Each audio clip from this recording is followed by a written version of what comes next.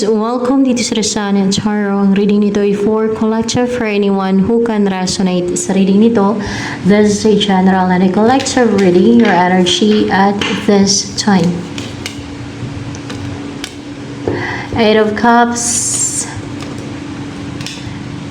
Page of Pentacles, and reversal to the Page of Pentacles. Hindi na daw tuloy-tuloy na hindi na nag-grow o hindi na tuloy-tuloy ba, no? Hindi na naging consistent na, kumbaga hinto na yung pagdurusa, paghihirap, sufferings, yan. Kaya ganito yung clarification niya.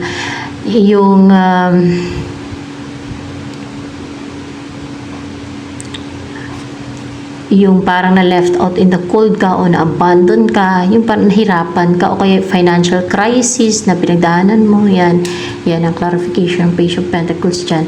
Iba-iba kasi yan yung meaning dyan. Magtaka kayo. Lalo sa iba dyan na yung sinusunod talaga yung katulad sa Google, pag i-search nyo yung meaning ng mga ganyang depende kasi yan, parang sentence yan eh. Eight of Cups. Meron kang nilalayuan na courageous ka na layuan yan, no? Layuan. Maybe it's a connection, place, or maging malakas na yung loob mo, nagsisimula na maging malakas yung loob mo, o ready ka ng layuan yan, o nilayuan mo na talaga o lalayuan mo na, no? Yung place, situation, or person, or anything. Ano yung papasok sa buhay mo? Person ba? Meron. Meron nga, person. Ayan o, may person na papasok sa buhay mo. Bakit Six of Swords yung energy niya? What's with the Six of Swords? Merong person eh.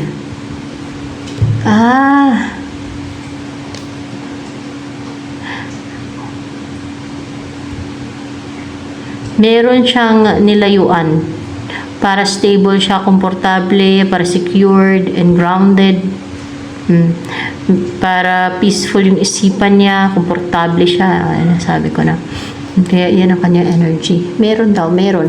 Ano yung energy ng person na yan na papasok sa buhay mo?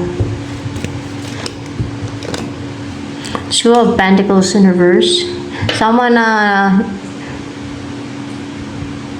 hindi na nagja-juggling, hindi na nagda-doubt sa gagawin niyang desisyon, sa pipiliin niya, sa gagawin niyang action. Hindi na siya nag-hesitate, hindi na siya nagja-juggling. Yan, hindi na siya nagja-juggling. Alam mo yung hindi nagja-juggling, hindi na siya napapatingga, pati yan eh. Parang natatingga yung pag nagja-juggling eh. Parang ganun yun eh. Para bang hindi makapag-decide, ganun yung nagja-juggling eh. Hindi makapag-take ng action, hindi makapag-decide, hindi makagawa ng move, no? Parang ganun yun eh, pag nagja-juggling. So yan, nahirapan magdesisyon, parang ganun ba? O parang parang na-confused din yan, parang ganun. So ano pa? Tungkol dito sa person na to na si Two of Pentacles in reverse na magpapasok sa buhay mo.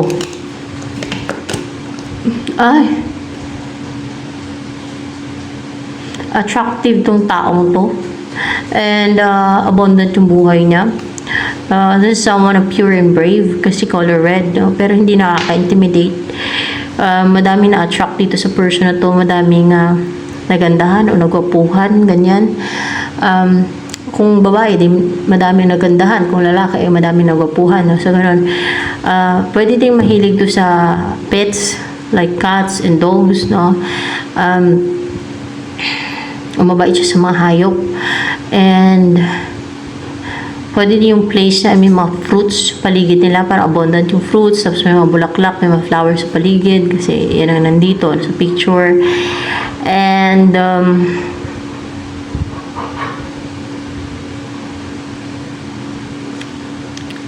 a marriage material, nasa kanya ng lahat.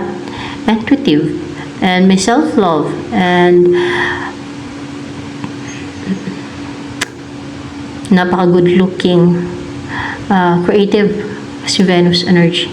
Someone creative, strong yung Venus sa kanya.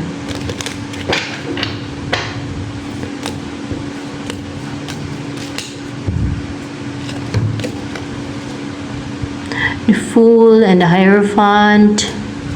What's with the Fool and the Hierophant in reverse here? Wala kang tinanong dyan eh. Pero, Ace of Pentacles. Clarification with that.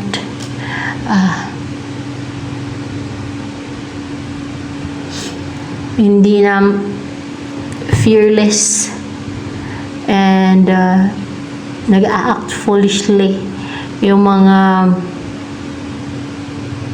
gustong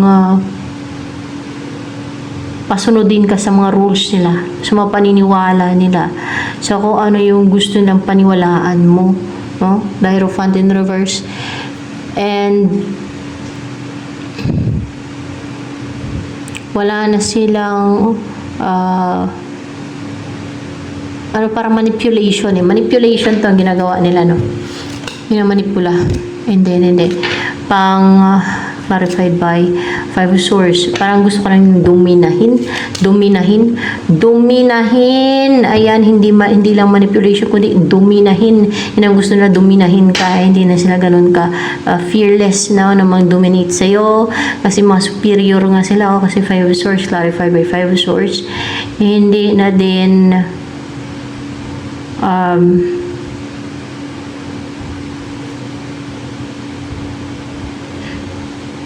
sila grounded, hindi na din sila, parang wala nang opportunity na pwede nila, or resources or opportunity, or wala nang support na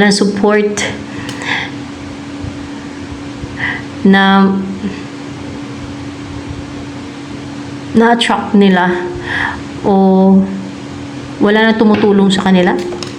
Wala nang tumutulong sa kanila kasi pwedeng ibang tao parang support or tumutulong sa kanila. Parang wala nang pagtutulungan, no? Wala nang pagtutulungan. Wala nang pagtutulungan. Parang pinagtutulong-tulungan kanila. Pero wala na. Parang na-break na yon. Siguro, pinagkaisahan kanila kasi baka kagagawa ng devil din yun, no? Magagawan ba ng devil yun kung bakit kanila pinagkaisa ng mga taong to? Pinaklouded yung judgment nila. See? Pinaklouded yung isipan nila. Pinaklouded yung judgment nila. Bakit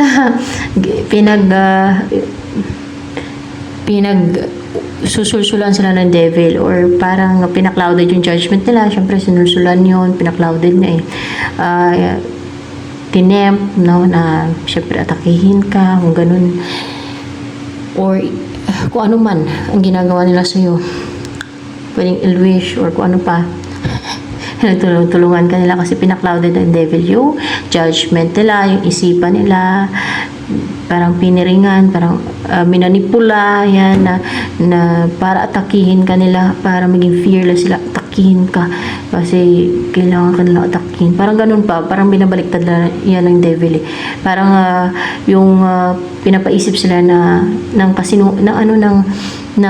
lies ng devil, na pinapaniwala sila ng devil ng kasinungalingan, basta minamanipula yan yung isipan nila ng devil at pinapaklouded at sinusulsulan, tinitempt na para atakihin ka, ganyan. Basta ganun yun.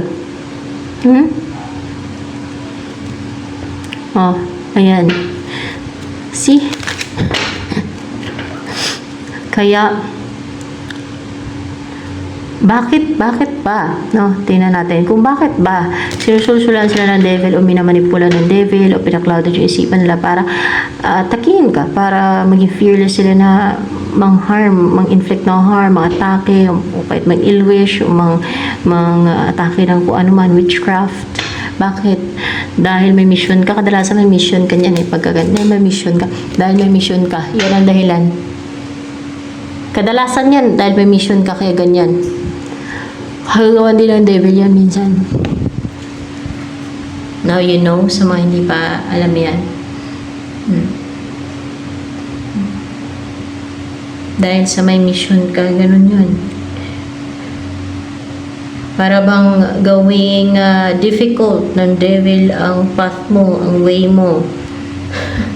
Ang daanan mo pag may mission ka. Ganyan yan, guys. Kawawain ka ng husto. Madami talagang maatake kasi nga kahit tao, madami maatake, painitan ka kasi sinusulsulan sila ng devil, pinapaklaudan ng devil yung kanilang isipan. Pinapaniwala sila ng lies, no? Kahit maganda intention mo o for good naman, no, yung intention mo ay iba yung pagkaintindi nila niyan kasi pinaklaudan ng devil yung isip nila. Yan. Message for you.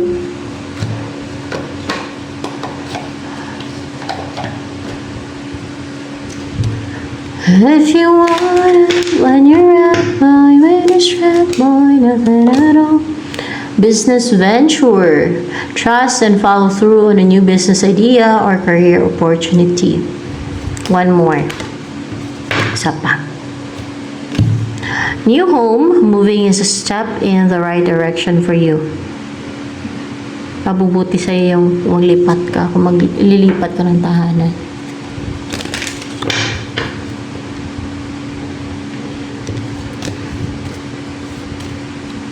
Ano pa message for you or guidance?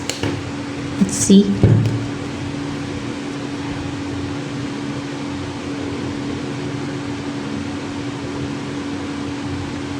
Eight of Swords, Four of Cups,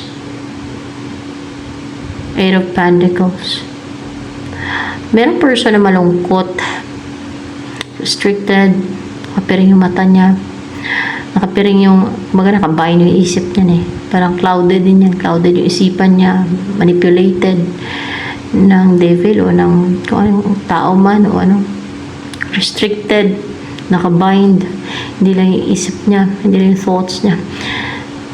At kung kaya hindi siya nag-effort sa'yo continuously or hindi talaga siya nag-effort sa'yo o tinatamad mag-effort, yan o, parang frustrated pa nga, problemado, pero hindi siya kontento sa buhay niya, hindi siya masaya, malungkot siya, para bang ang lalim ng iniisip niya, inom ng alak, inom ng alak, para toxic yung buhay niya tuloy. O, hindi yan masolusyonan ng alak ng mga problema, guys. Lalo kung palagi uminom ng alak, ay hindi na masolusyonan ng ano eh. Toxic ang buhay ng isang tao na puro alak. Hindi naman sa perfectionista, pero sasabi ko lang yan kasi yung iba kasi na-addict na sa alak. Pwede yung paminsan-minsan lang, ganun. Lagay ng mga beer, no? Masarap naman talaga yun. Paminsan-minsan lang, pero kung palagi, di ba, lahat ng sobra ay masama, di ba? At alak yun, nakakasira din yun ng health natin. So, yan. Sa kanya yung juice eh. Limitahan ko yung sarili ko. Kasi alam kong nakaka-TI siya. Kahit na masarap inumin.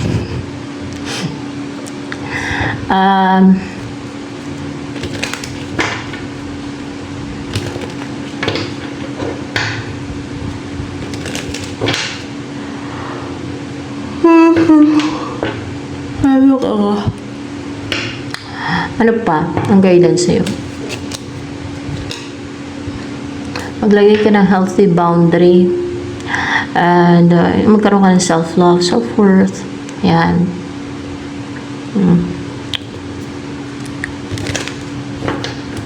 Be intelligent always.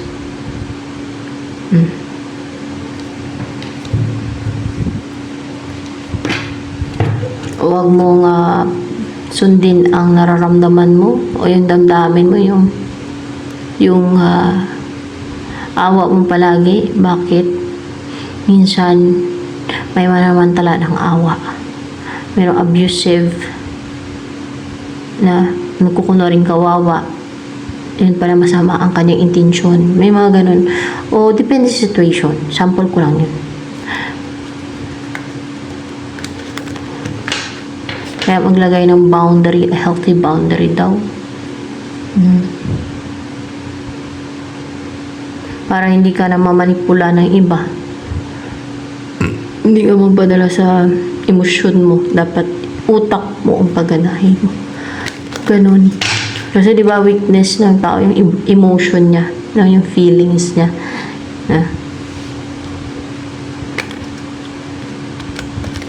Ano pang energy mo ngayon? Blue. Freedom. You are free kasi color blue. And you are courageous kasi color blue na dito. Sumisimula din ang truth to. Pero, totoong makajus ka. Parang nagpe-pray dito eh. Totoong nadidinig yung iyong mga prayer or naririnig. Yan. Naririnig yung iyong mga prayer. Kaya mayroon mang liwanag. Ayan. At yung sinasabi mo sa prayer mo ay mga totoo kasi truth nga eh. O, hindi ko sinungaling, no? Yan. Sino pa ba mahilig magsinungaling? Naman ko ba sa mga tao mahilig magsinungaling at kailangan magsinungaling? Pwede yun sa joke lang. Sa joke. Sa kalokohan. Mga joke-joke lang ba? Mga ganon. Pero, pangit pa rin yun kasi sino bang hari na kasinungalingan, di ba? Devil. So, bakit mo naman gagayahin ang devil? Di ba? So, ano pa? Ang next na mangyari sa buhay mo niyan.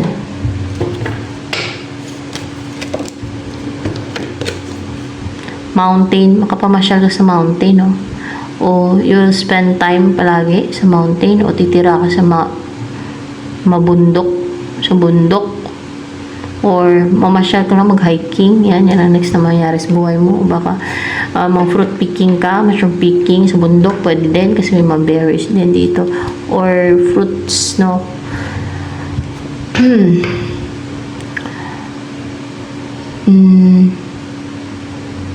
Etong si Empress na to,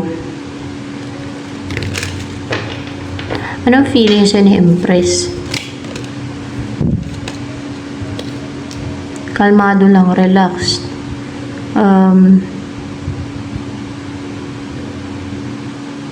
Hindi siya kinakabahan. Healed. Ano pa? Kalmado lang, hindi siya kinakabahan. Ano pa? Hindi siya natatakot. Hindi siya natatakot. See? Hindi siya natatakot mag-offer ng serious offer, a commitment, a relationship na may commitment, something serious. So, brave pa nga siya kasi may color red dito. Hindi siya natatakot na magtiwala sa iyo kasi maging loyal yan sa iyo eh. Si Knight of Pentacles, it symbolizes also loyalty din yan, no?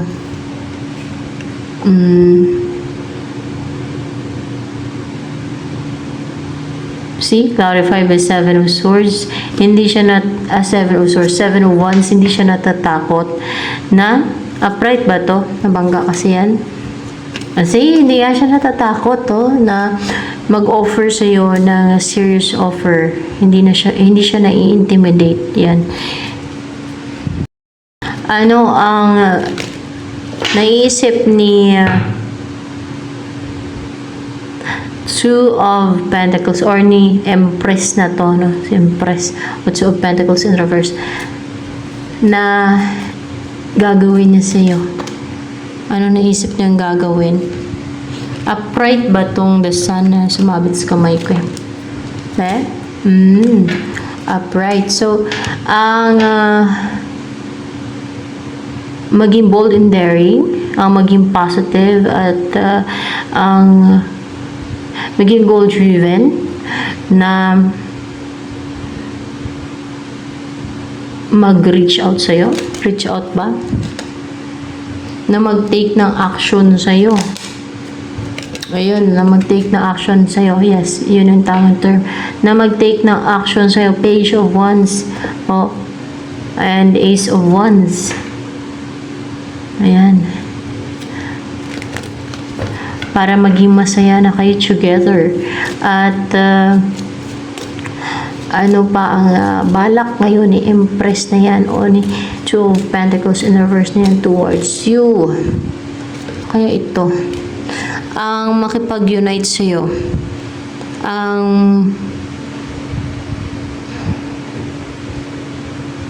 maging bold and daring na makipag-unite sa'yo. Na, nalokin kang maging partner niya, na makasama niya sa buhay, na maging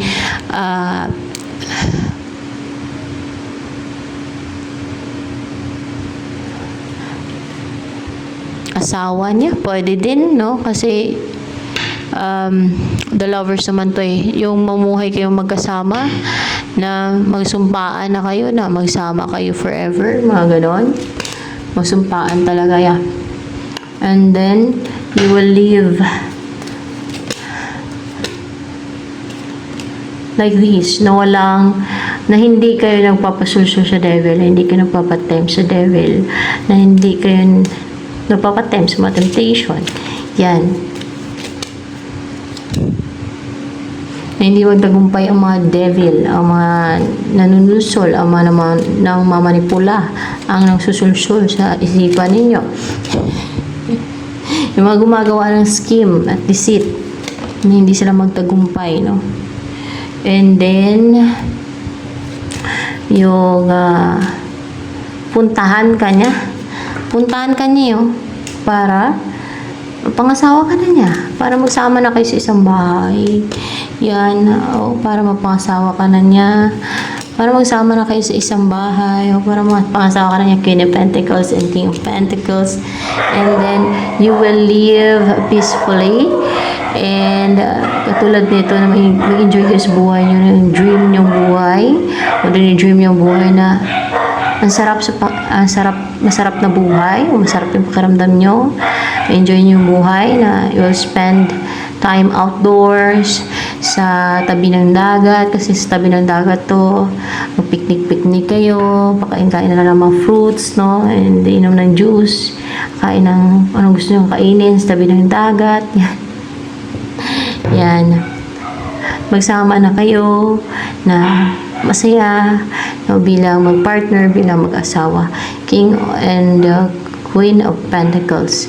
Mamuhay kayo ng masagana, abundant, siksikligli ang biyaya, maraming pagkain, maraming fruits, maraming drinks, maraming pera, no? At may malaking bahay, kompleto na, no? So, ganon. Ano gusto sabihin sa'yo ni Empress niya and Two of Pentacles in reverse? Yung energy niya.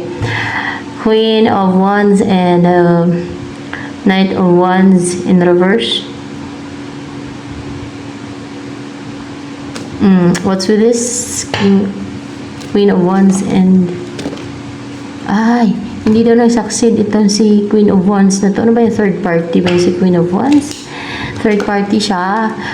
Na witch. Third party na witch yung gumagawa ng witchcraft or manipulation or tricks, na witch to, pumaganto. Hindi na lang makapang-atake, hindi siya magsusucceed. Parang napigilan, na-control. Hindi na makapang-atake daw, yun ang sinasabi ng person mo, hindi na makapang-boost ng, hindi na siya makapag-send ng mga, hindi na siya makapagbigay ng mga negativity. Yan ang mga negativity niya.